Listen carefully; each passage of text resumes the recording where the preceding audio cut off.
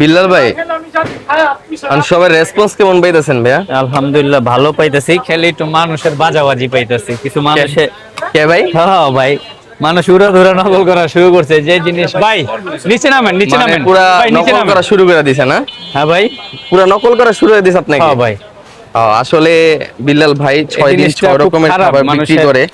এখন এইখানে আরো দোকান আছে, এই যে একটা দোকান বিল্লাল ভাইয়ের দোকান, এইখানে আরেকটা লোক বসে পিয়াস ভাই, তারপর আরো লোক আছে 4-5 জন। তো সবাই এখন ভাই বর্তমানে একটু নিচে নামেন ভাই, 6 দিন 6 রকমের খাবারই বিক্রি করে বিল্লাল ভাইয়ের অনুযায়ী।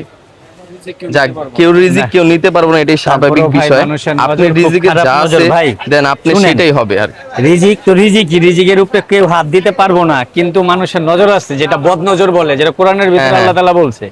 হ্যাঁ এটা ঠিক। বুঝছেন? বদ নজর খুব খারাপ নজর ভাই। হ্যাঁ, বদ নজর এটা খারাপ নজর, এটা একদম আছে। ঠিক বলছেন ভাই। এটা খারাপ নজর ভাই, এটা মানুষের ধ্বংস করে দেয় ভাই। একদম ঠিক বলছেন খাবার বিলাল ভাই। হ্যাঁ ভাই। এই মালাইকারি সিক্রেট রেসিপিটা কি, মানে কি কি দিয়ে বানাইছেন এটা? ভাই এটা এমনি মানুষ আমার খাওন খায়, আমার খাওন নকল করে আলা, আবার কই থাকুন আপনি ভাই।